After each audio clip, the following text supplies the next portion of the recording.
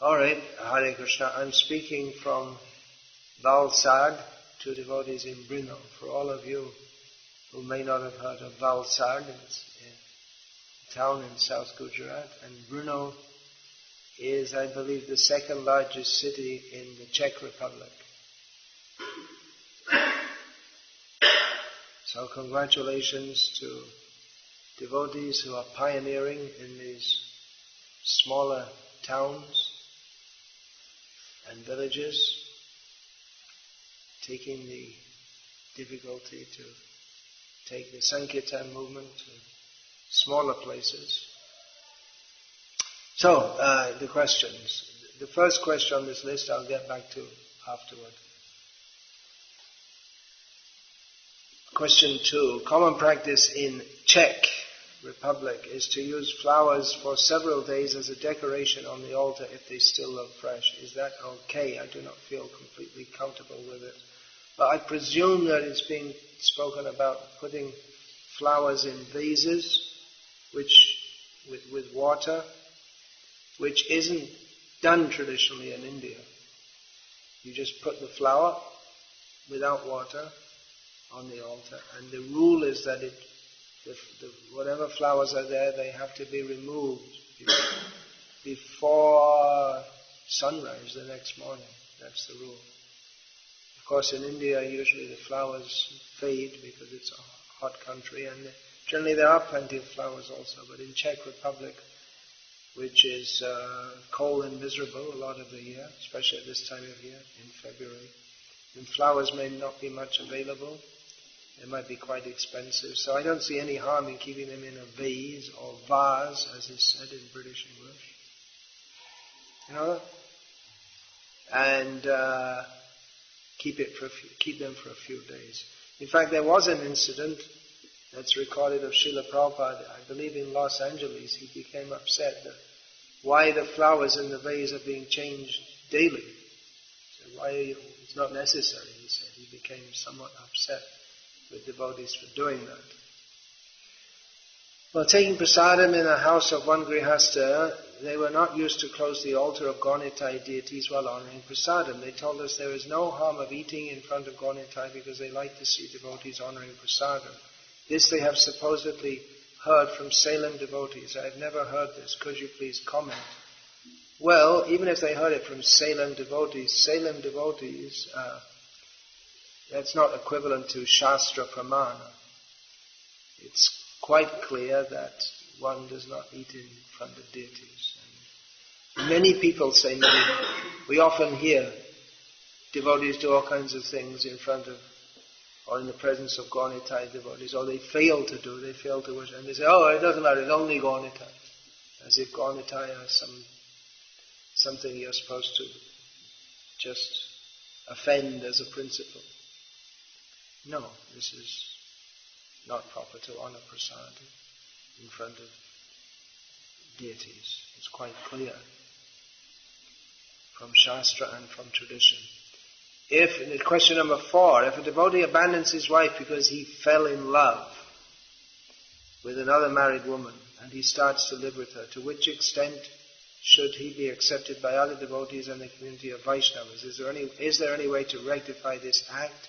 Can he lead a kirtan in a temple and so on? Actually, this phrase, fall in love, you hear it often among devotees in the West, as if it's, which we didn't used to hear, as if it's some kind of natural, normal process, although the philosophical understanding, according to Bhagavad Gita, is that what's called falling in love is falling in Maya, actually. Falling in love, what does that mean? In the mythology of the material world, there's such a thing as falling in love. But it's just Maya. That's all. Unless it's between Radha and Krishna. And they're eternally in love. They're always falling in love. So, obviously what is being described here is extremely sinful. Again, unfortunately it's become so commonplace that it's come to be accepted as normal among devotees in the West. And that's a symptom of Kali Yuga, that people do sinful things and it becomes so normal that you just can't blame everyone for it, and it just becomes accepted. Just like, and I'm sure I'll get plenty of flack for this, for saying this even, but sex outside of marriage is sinful, in whatever form it is.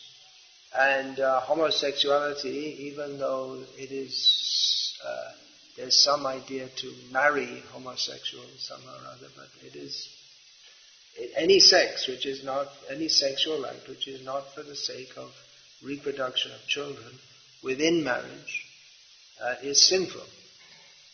So to what extent should he be accepted by other devotees? Well, as a matter of pragmatism, it's in the name of being understanding and so many other things, it's often accepted in the West, but I would say that it shouldn't be encouraged. Is there any way to rectify this act? Well, obviously, you can't force anyone and to do what they should do.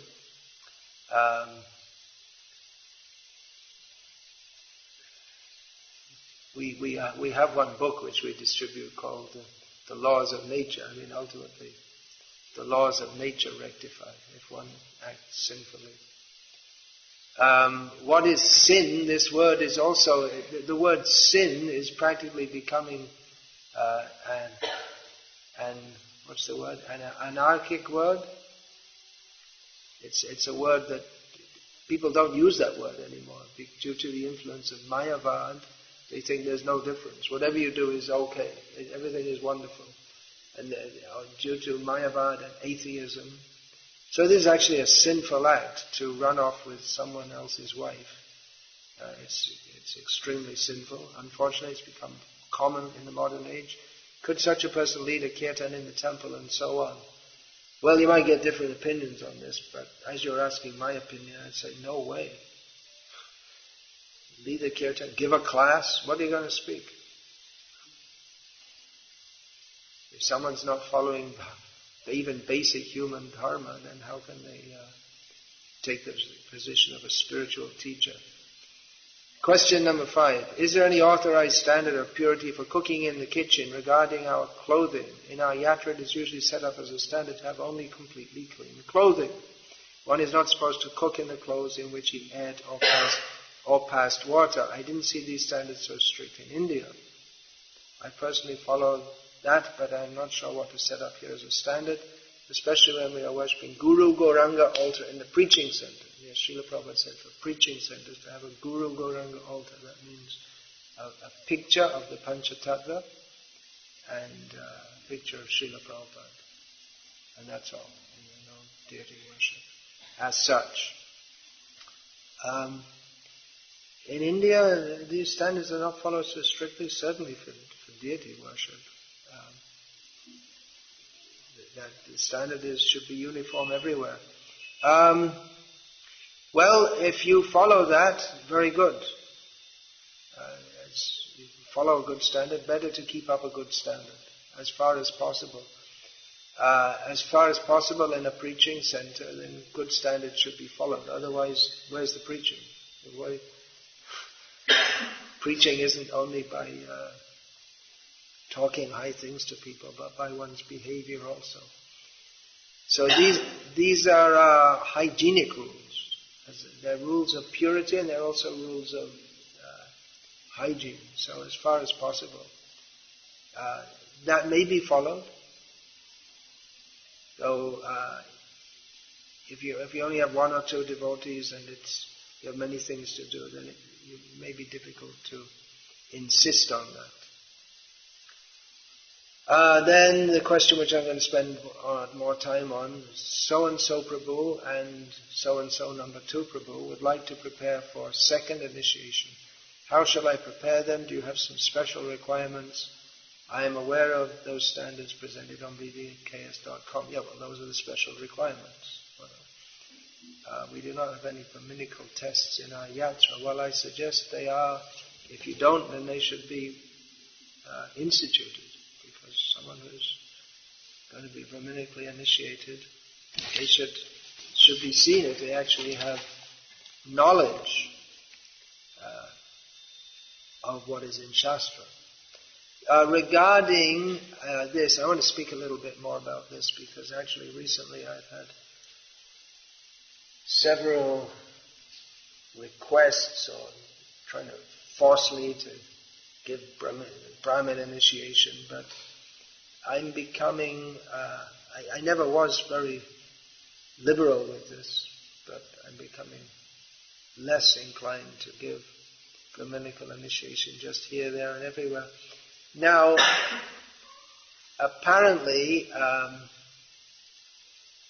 within the Gauriya Maths, they say that this what they don't speak actually of first initiation and second initiation. They speak of Harinam and Dikha in Bengali, Diksha. So what we call first and second initiation it's not actually first and second initiation. Strictly speaking, one is initiated once, but there are, you could say there are levels of initiation. So they say that Diksha is a total necessity, but Chaitanya Mahaprabhu didn't say that. Chaitanya Mahaprabhu said, Hare Nama, Hare Nama, Hare Nama eva kevalam kalo nascheva gatiranyata.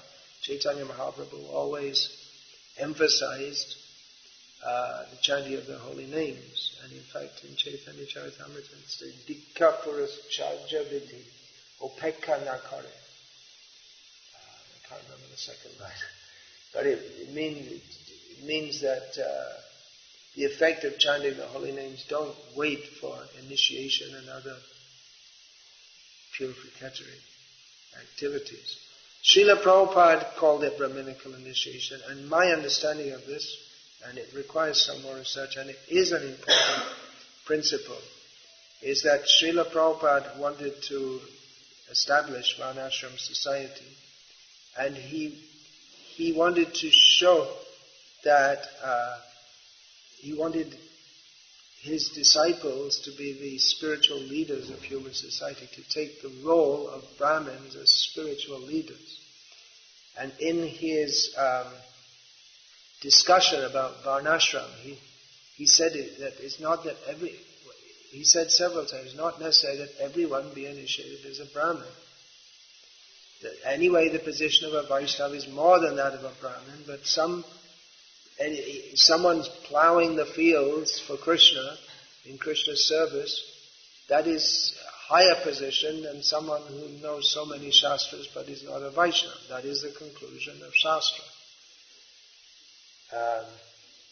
So Srila Prabhupada didn't want everyone to, he didn't think that, and he also said that Prabhupada said that the link between Guru and disciple is established at Harinam. So, as I understand it, that this second, what we call second initiation or Brahminical initiation, is specifically for those who are preaching, teaching, cooking, performing deity worship. It may not be, who are taking actually Brahminical activities. It's not necessary for everyone. So, I sometimes give Brahminical initiation because the temple authorities want me to, so someone can do the deity worship, although it's become quite common nowadays that even devotees without Brahminical initiation do deity worship, which is completely bogus actually. That was never Srila Prabhupada's standard, or the standard of tradition or Shastra. So, but then I see that many, especially in the West, they're given Brahminical initiation to perform deity worship. They do so for a short time, and then they just go away, especially Matajis, young women, they're in the temple, and they do deity worship for a short time, and then they get married, which all women should get married. That's the general prescription. So, what's the point? Just like someone is pushing me pushing me. I want Brahmin initiation, but what's the point? I mean, if someone's pushing you for Brahmin initiation, that means that they haven't understood the point. Prabhupada, he said that Bhaktisiddhanta Saraswati Thakur introduced this to show people that Vaishnavas that actually the status of being a Brahmin is included in that of a Vaishnava. Because people think, well, Brahmins are very high status, but if a devotee thinks, I want Brahminical initiation so I can be recognized as a being of a higher status, then that means that they're not at all qualified, because the idea of being recognized is not Brahminical. It's not that of a Vaishnava at all. It's a mundane consideration. And I see sometimes that some devotees, they've awarded Brahminical initiation, and others are not, and they think, oh, makes me feel offended. Why didn't I get it? You know, I'm as good. I'm not any less. What's wrong with me? As if they think that that's a recognition that you're something more. Well, some devotees, yes. Some devotees are more steady. Some devotees are more Brahminical by nature. And as I understand, Srila Prabhupada wanted to recognize that. He wanted to divide society into Brahmanas, Kshatriyas, Vaishyas, and Shudras. That's not a spiritual division. It can be that one is performing what we could call Shudra service, but is doing it very sincerely and is very pleasing to Krishna. And someone is doing Brahminical service, but the Brahmin is the sign of a neophyte. In one place, I believe, Bhaktisiddhanta Saraswati said that's the sign of a neophyte, because they're engaged in deity worship. Whereas the status of a Vaishnava is higher. So these are complex discussions, but I see some people feel offended, and it's going to be very difficult to establish Varnashrama. Srila Prabhupada wanted that. If people are, everyone thinks, I have to be a Brahmin, but not everyone can be a Brahmin. Not everyone is. If someone's steadily performing preaching service over many years, or has that Brahminical nature, inclined to study, discuss philosophy, is very clean, very steady in sadhana, then such a person may be recognized. But it's not even that much necessary. And actually, especially in the West, who cares whether you're a Brahmin or not? What do they care? Even in India nowadays, people don't care that much. In India, it's how much money have you got? And if you can speak English, that's considered prestigious. And what is your educational qualification? So, no one cares. In fact, there are communities in India which they're rioting to be recognized as the lowest status in society. It's become such a funny thing because they make this reservation. The lowest status, they get special privileges by law, and so they're recently in Rajasthan, right? There was some community, they were rioting and stopping all the trains running and everything. We want to be recognized as the lowest class, so that you can get facilities. And whereas on the other hand, you get people who are born as Brahmins. In Tamil Nadu, I saw some report, they're carrying dead bodies, which is the lowest caste of people used to do, because it's very difficult for people born as Brahmins if they happen to be poor and uneducated, because they're discriminated against. Everything's become reverse. So, what should they do to prepare for Brahminical initiation? Actually, in one letter, Srila Prabhupada said if they don't come to the standard within 6 months, then don't give them Brahminical initiation. And, like I say, why bother? It's like, but then if you don't get it, then other devotees say, oh, what's wrong with you? Why doesn't your guru give Brahmin initiation? People think that, devotees think that it's just you start chanting, and then you get first initiation, and after some time, automatically, you get second initiation. But why should that be? Then what's the meaning of it, actually? Of course, you could say that those mantras have some help and this and that. That's another consideration. But the main mantra, believe it or not, if you ever listened to the classes or read the books, is Hare Krishna, Krishna Krishna, Hare Hare, Hare Rama, Rama Rama, Hare Hare. So, that's the main one we should chant. So what should they do to prepare? What should these devotees do to prepare for second initiation? They should prepare for going back home, back to Godhead, by chanting their rounds very nicely. And then if they're recommended for that, then we'll see.